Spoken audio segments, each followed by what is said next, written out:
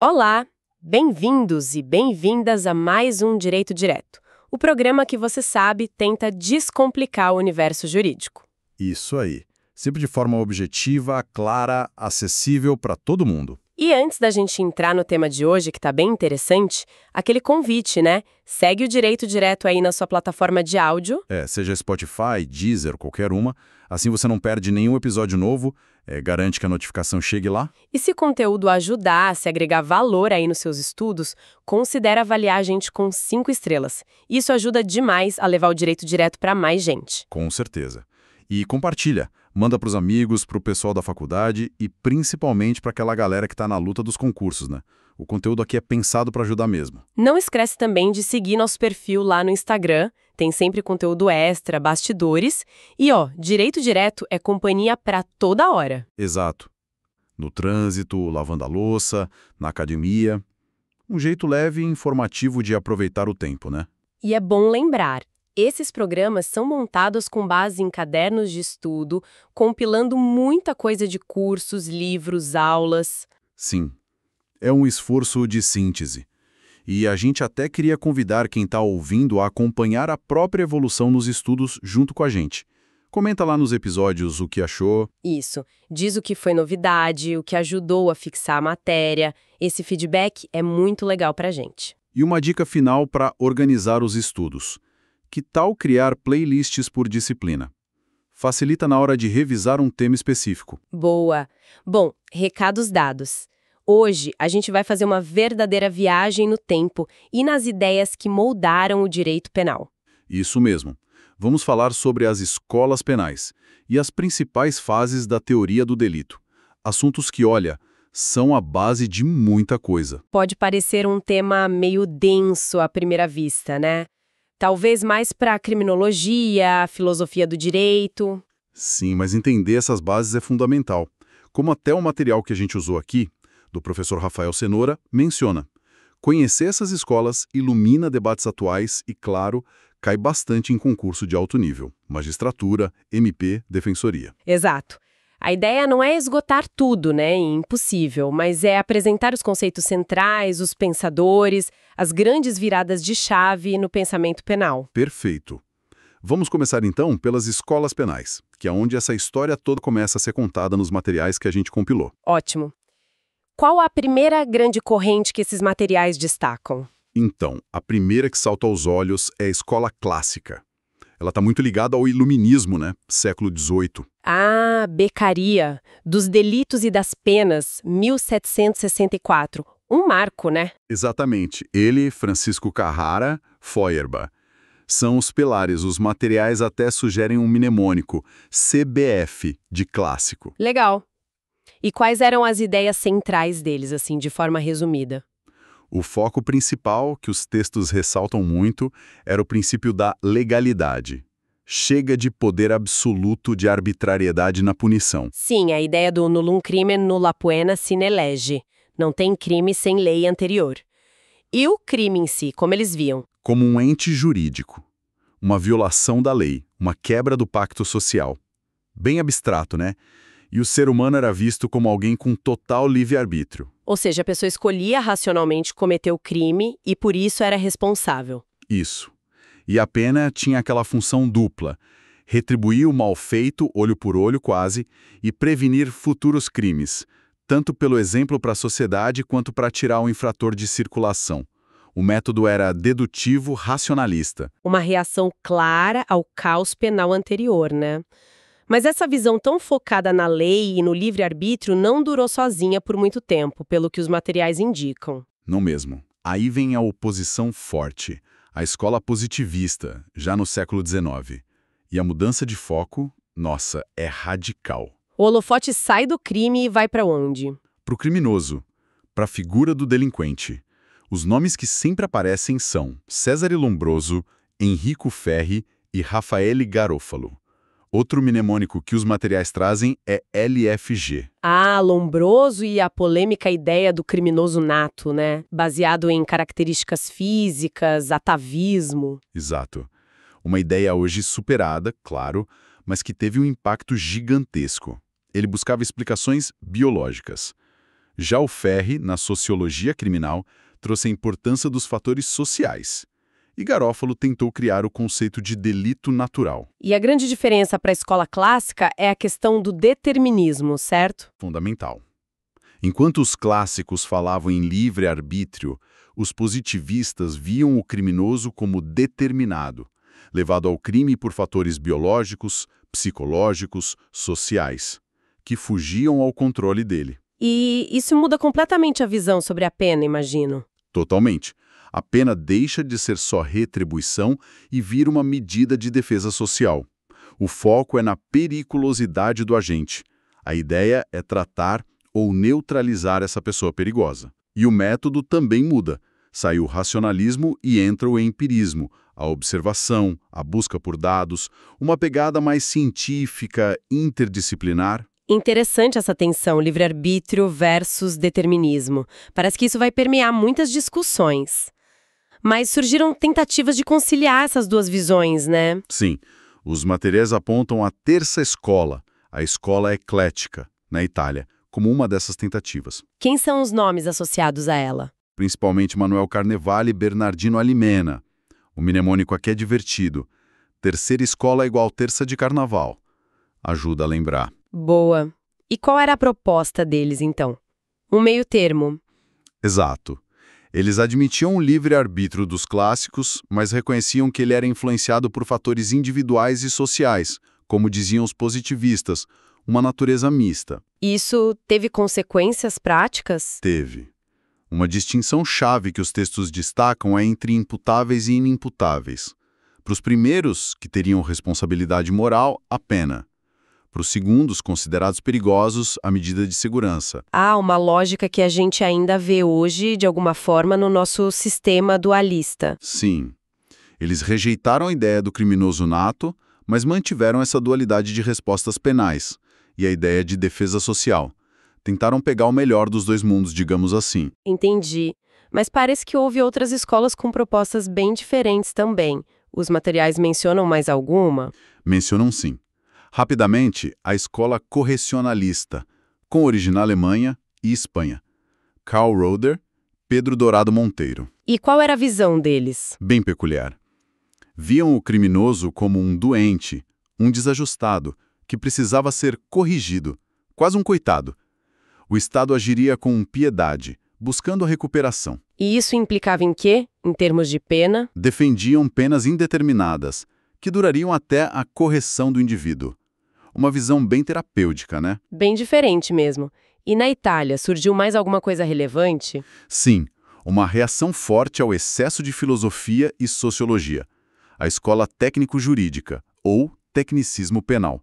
Arthur Rocco, Giuseppe Bettiol. Essa que queria voltar o foco para a lei, para a técnica. Exatamente. Chega de discutir as causas do crime, vamos focar na norma, no direito penal como um sistema autônomo, puramente jurídico. O crime é uma relação jurídica, ponto. Método dogmático, focado no dever ser da lei. Afasta as outras ciências. Uma visão bem técnica mesmo. E avançando para o século XX, os materiais falam da Escola da Defesa Social. O que ela propunha? Essa escola tem uma evolução. Começou mais focada na neutralização do criminoso, mas depois evoluiu para ideias de prevenção e recuperação social. Tem vertentes diferentes dentro dela? Tem. Uma mais radical, associada à filipogramática, o material até brinca, radical igual gramática, que queria focar na socialização acima de tudo, talvez até abolindo a pena. E uma mais moderada com Marc Ancel buscando um equilíbrio, proteger a sociedade sim, mas respeitando direitos individuais e buscando a ressocialização através de uma punição proporcional. Entendi. E tem uma escola que os materiais trazem que é bem diferente, vinda dos Estados Unidos, né? A escola de Chicago. Sim, essa é super interessante. Início do século XX. Robert Park, Ernest Burgess, Clifford Shaw, Henry Mackay. Mnemônico, Parque da Disney, Hambúrguer, Mickey. Ajuda a fixar os nomes gringos. Boa. E o foco deles era onde? Totalmente no ambiente urbano. A teoria da desorganização social.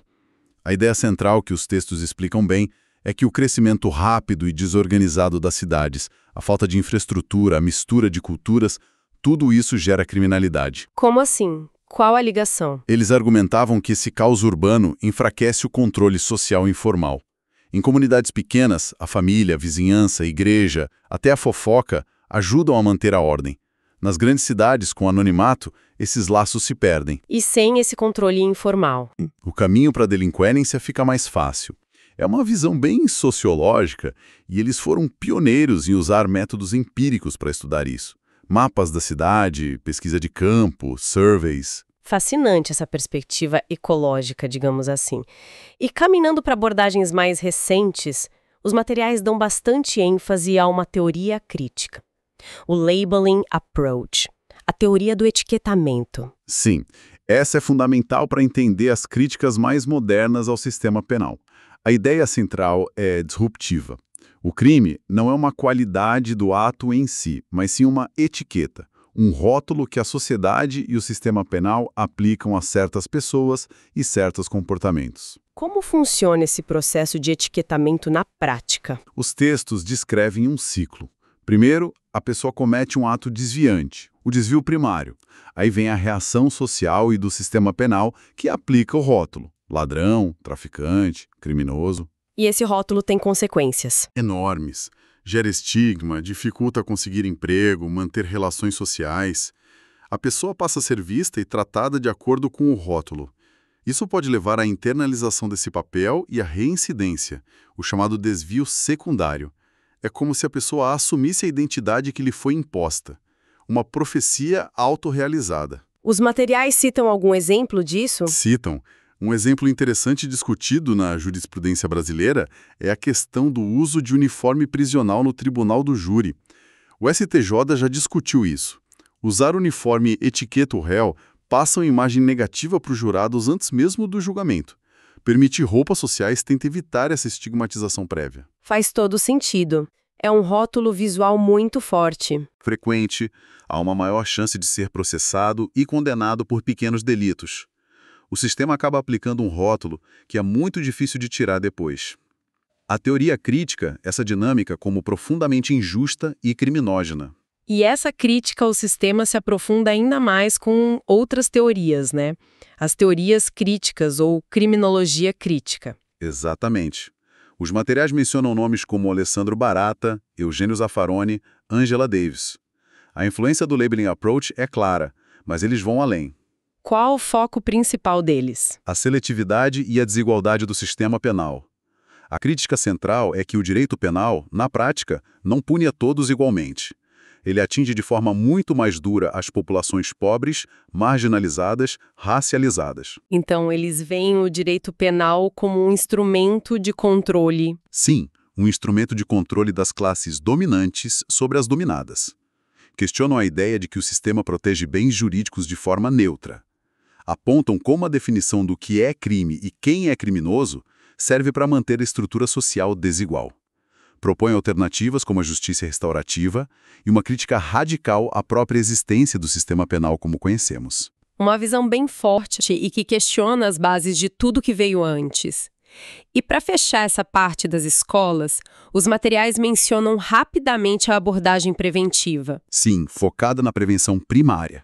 A ideia é atuar antes do crime acontecer, através de políticas públicas sociais, econômicas, educacionais. Melhorar as condições de vida para reduzir as causas da criminalidade. Certo. Ufa, que panorama! Das bases iluministas da escola clássica até as críticas radicais da criminologia crítica, passando pelo foco no indivíduo, no ambiente, na etiqueta, muita coisa para pensar. Muita coisa mesmo. E agora, os materiais nos convidam a mudar um pouco o foco, sair das escolas criminológicas e entrar na estrutura interna do crime, como a própria teoria do delito evoluiu. Ah, a famosa tríade. Fato típico, ilícito e culpável. Como chegamos na definição atual? Os materiais começam por onde? Começam pela teoria clássica do delito, também chamada de sistema causal ou List-Spelling. E aqui, atenção, não confundir com a escola clássica da criminologia que a gente acabou de ver. Certo, importante essa distinção. E como era essa teoria clássica do delito? Qual a base dela? Base é o positivismo filosófico, uma visão bem naturalista. A ação Era vista como um simples movimento corporal voluntário que causava uma modificação no mundo exterior. Causa e efeito. E isso trazia problemas, né? Sim, os textos apontam as dificuldades. Como explicar crimes sem movimento, omissão, ou crimes que não causam um resultado físico visível, mera conduta, crimes formais? Essa visão mecanicista era limitada. E a estrutura do crime? Fato típico, ilícito, culpável, onde entravam o dolo e a culpa. Essa é a parte mais marcante, talvez. Dolo e culpa estavam localizados lá no final, na culpabilidade. E a culpabilidade era vista de forma puramente psicológica. Como assim psicológica? Era o vínculo psicológico entre o autor e o fato, a teoria psicológica da culpabilidade. A imputabilidade era só um pressuposto para existir esse vínculo, e não se falava em exigibilidade de conduta diversa como elemento. Entendi.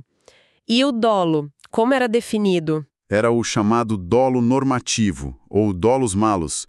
Ele incluía não só a vontade e a consciência de realizar o fato, mas também a consciência da ilicitude. Saber que aquilo era errado fazia parte do dolo. Nossa, bem diferente do que a gente estuda hoje como regra. E a tipicidade, a ilicitude? Eram vistas de forma puramente objetiva e formal. O tipo penal era só a descrição externa da conduta. A ilicitude era só a contrariedade formal à lei. Não tinha espaço para análise material, para princípio da insignificância, nem para causas de justificação que não tivessem escritas na lei. Supralegais. Um sistema bem fechado, bem rígido. Essa rigidez parece ter sido um problema. Qual foi o próximo passo na evolução, segundo os materiais? A teoria neocantista, também chamada de neoclássica ou causal valorativa.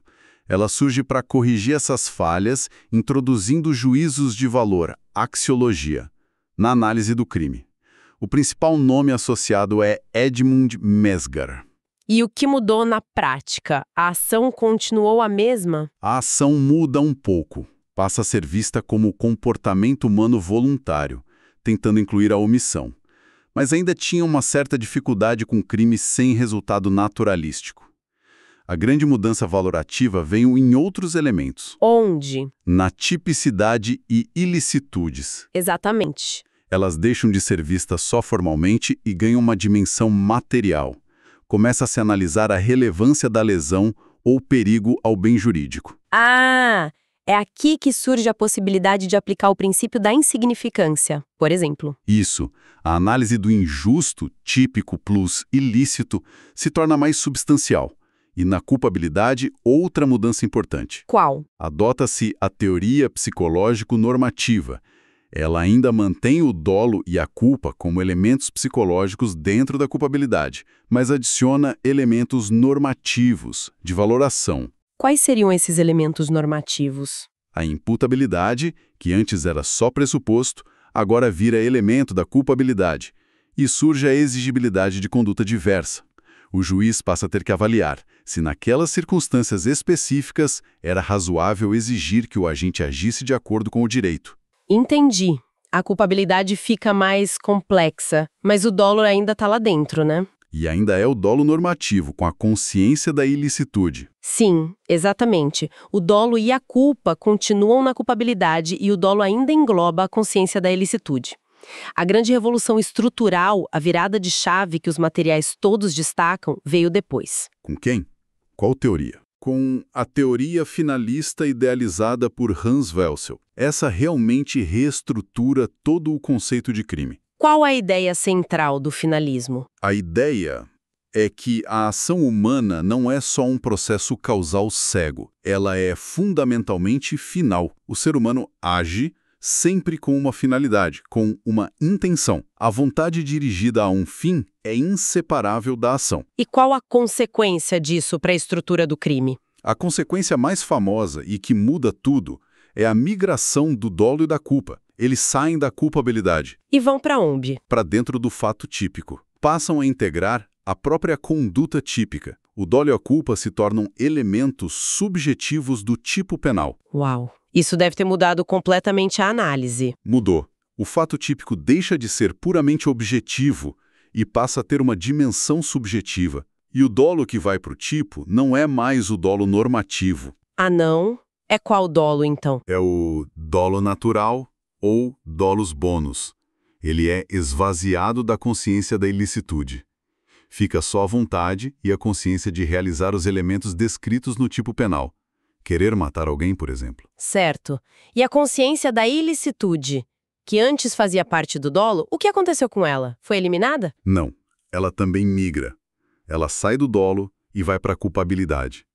Mas não como consciência atual, e sim como potencial consciência da ilicitude. Potencial? Como assim? Significa que não se exige mais que o agente soubesse efetivamente que sua conduta era errada.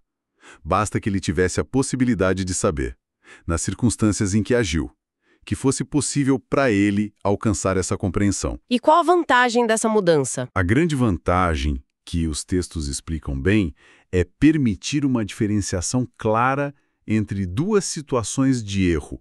O erro de tipo, erro sobre os elementos do fato, que exclui o dolo lá no tipo, e o erro de proibição, erro sobre a ilicitude do fato, que afeta a culpabilidade, podendo excluir ou diminuir a pena.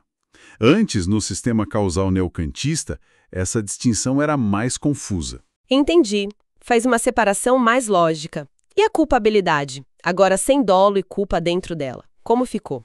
Ela adota a teoria normativa pura. Se os elementos são apenas normativos, de valoração, não tem mais elementos psicológicos. Quais são eles?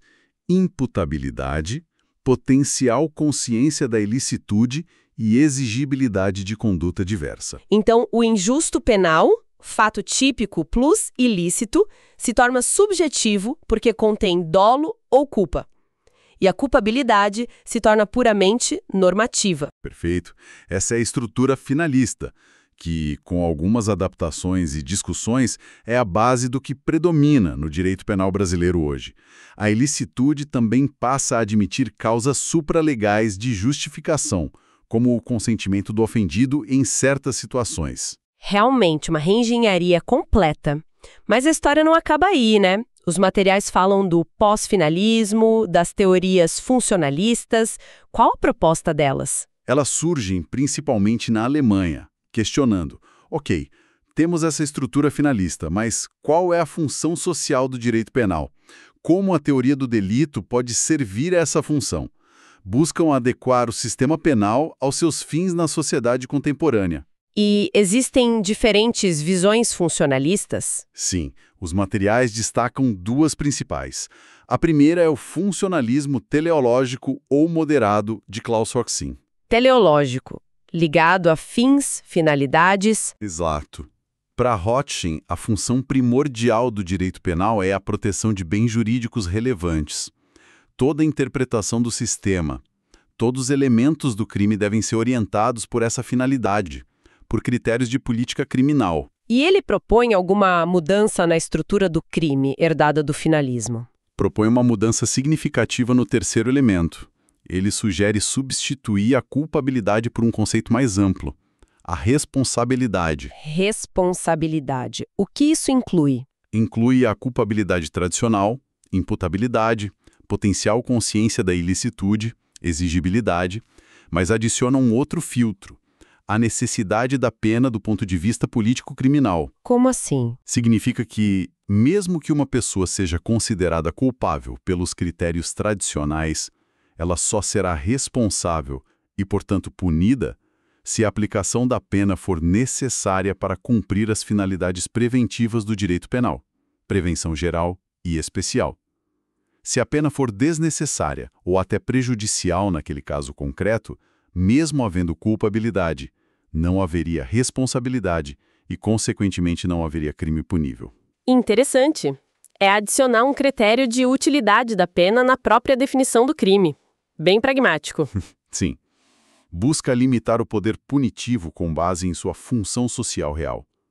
É o conceito de injusto responsável. E qual a outra vertente funcionalista que os materiais abordam? A outra é o funcionalismo sistêmico ou radical, de Gunther Jacobs. E a visão dele é bem diferente da de Roxin. Diferente em que sentido? Qual a função do direito penal para Jacobs? Para Jacobs, a função principal não é proteger bens jurídicos. Isso é secundário. A função é garantir a vigência da norma, a estabilidade do sistema social, a confiança nas expectativas normativas. Proteger a própria norma? Como assim? O crime, para ele, é uma quebra dessa expectativa social, uma comunicação que diz a norma não vale para mim. É uma infidelidade ao direito. A pena, então, serve como uma contramensagem. Ela reafirma que a norma continua válida, restaura a confiança no sistema e estabiliza as expectativas. Uma visão bem focada na comunicação e na estabilidade do sistema. E é nesse contexto que surge aquela ideia polêmica dele, né? Exatamente. A distinção entre o direito penal do cidadão e o direito penal do inimigo, que os materiais exploram bastante. Explica melhor essa distinção. Jacobs argumenta que o sistema lida de duas formas diferentes. O cidadão é aquele que, mesmo cometendo um crime, um deslize, ainda reconhece a validade geral das normas. Ele pertence ao sistema. A punição dele visa restabelecer a norma violada com base na culpabilidade passada e mantendo as garantias. E o inimigo? O inimigo seria aquele indivíduo que, por sua conduta ou pertencimento a grupos, terroristas, crime organizado em larga escala, por exemplo, se coloca fora do pacto social. Ele não oferece a garantia de que vai respeitar as normas no futuro, representa um perigo existencial para o sistema. E como o direito penal lidaria com esse inimigo? Não mais com base na culpabilidade pelo fato passado, mas sim com base na periculosidade futura. Seria um direito de combate, de neutralização dessa ameaça. E para isso, haveria uma flexibilização ou supressão de garantias processuais e penais. Os materiais apontam características desse direito penal do inimigo. Sim, leis mais duras, antecipação da punição para atos preparatórios, antes mesmo da tentativa, relativização de garantias como o devido processo legal, foco na segurança em detrimento da liberdade. É o que alguns chamam de terceira velocidade do direito penal. E mencionam alguma aplicação ou crítica a isso no Brasil? Mencionam que parte da doutrina identifica traços dessa lógica em legislações sobre organizações criminosas, terrorismo ou mesmo no regime disciplinar diferenciado RDD nos presídios. Mas é uma teoria extremamente controversa e criticada por muitos por violar garantias fundamentais. É importante também não confundir, como material alerta, com a teoria da bomba relógio, Ticking Bomb Scenario, que tentaria justificar tortura em casos extremos, algo que não tem aceitação no Brasil. Certo. Uma teoria que realmente gera muito debate ético e jurídico. Bom, percorremos um longo caminho aqui. Das primeiras escolas tentando entender o crime e o criminoso, até as teorias que redesenharam a estrutura do delito e questionaram a própria função do direito penal. Foi uma jornada intensa, né? Vimos a escola clássica com o livre-arbítrio e o crime como ente jurídico, a positivista com o determinismo e o foco no delinquente, as tentativas de conciliação da terza escola, o correcionalismo, o tecnicismo. Depois, a defesa social, a escola de Chicago olhando para o ambiente e as críticas fortes do labeling approach e da criminologia crítica, apontando a seletividade do sistema. E na teoria do delito, acompanhamos aquela evolução fascinante do sistema causal clássico com dolo normativo na culpabilidade e injusto objetivo, passando pelo neocantismo que introduziu valores, a tipicidade material e a culpabilidade psicológico-normativa. Até a grande revolução finalista, que jogou o dolo natural e a culpa para o fato típico, criou a culpabilidade normativa pura e tornou o injusto subjetivo. E, por fim, o funcionalismo tentando responder: para que serve o direito penal? Seja para proteger bens jurídicos e avaliar a necessidade da pena, com Hoxie, seja para garantir a vigência da norma e manter o sistema, mesmo que isso leve à distinção entre cidadão e inimigo, com Jacobs. Entender essas camadas todas é essencial. Com certeza. Ajuda a interpretar a lei, a jurisprudência, os debates atuais. As tensões entre essas diferentes visões continuam vivas no dia a dia forense. Sem dúvida. E fica aquela reflexão final que os materiais nos provocam, né? Será que o nosso sistema penal hoje consegue um equilíbrio justo entre todas essas perspectivas? Ou algumas acabam prevalecendo mais que outras na prática? dependendo do caso? É uma excelente pergunta para a gente continuar pensando até que ponto a teoria se reflete na prática real dos tribunais e do sistema de justiça criminal como um todo. Fica aí a provocação. Perfeito! E com essa provocação, a gente encerra mais um Direito Direto.